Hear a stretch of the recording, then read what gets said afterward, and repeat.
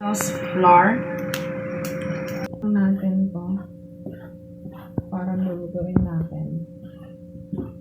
Ang apoy niya ay medyo may kalakasan.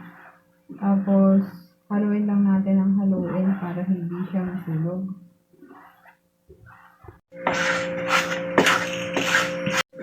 Ayan, pag ano niya, hinana natin yung apoy.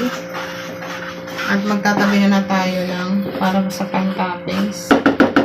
Mga half cup lang itatabi natin. Mga ganyan na pinayin. Ilak lang natin dun sa gilid to. Tapos dito sa gitna, mag-add na tayo ng sugar. Mga 1/4 lang ng sugar. 1/4 cup. At saka yung ano niya, nasa description yung mga ingredients nito. Mag-a-add ako ng condensed milk. Isang cup. 1 cup na condensed milk. 2 cups na coconut milk. Mag-add ako ng parang maging siya. Natin to hanggang mahalo yung lahat ng ingredients. Kailangan lang dito ng pasensya.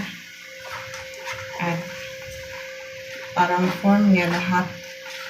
Maghalo-halo lahat ng ingredients na nilagay natin. Add ako ng konting salt. Tapos mix lang natin to. Doon sa para tayo naggagawa ng biko. Pag-flatten, lang natin to hanggang sa mag-form siya ng parang biko.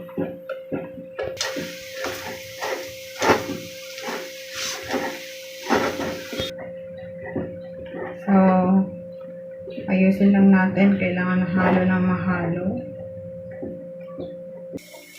Lilipat lang natin sa isang malinis na lagayan.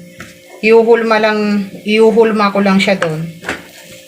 Lagay lang ako ng butter or margarine para hindi siya dumikit. Dito ko ipo-form.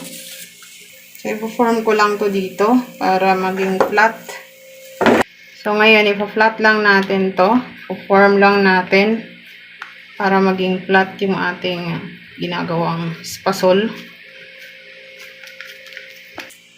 So, pag ganito na, ikakat na natin. Ikakat ko na kung anong gusto ko. Dahil personal na gamit lang naman to. Ikakat ko siya ng ganyan. Ganyan. Pwede naman ikat nyo ng pambenta kung gusto nyo pambenta. Nasa inyo yun. Kung gusto nyo rin mahaba, nasa inyo rin yun. Pagkatapos ko ngayong ikat, pagulong na natin doon sa tinira kong malinis yung aking kamay. Ano lang natin dito, form lang natin. Pwede natin ito, ikat sa gitna. Ganyan, ikakat natin sa gitna. Then, dito na natin ilagay. Yan ang gagawin ko, ulitin ko lang to. Nasa inyo kung gaano kalaki yung gagawin yung pag-cut. Mainit-init pa to. Tiin sa gitna kung nalalakihan tayo. Dahil nga, personal na merienda namin to pagkain. Ganito kalalaki yung gusto ko. Then, atag lang natin dyan.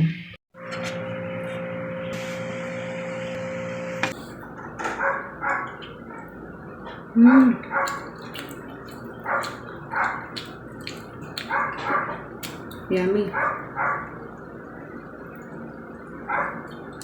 Tama lang yung tamis.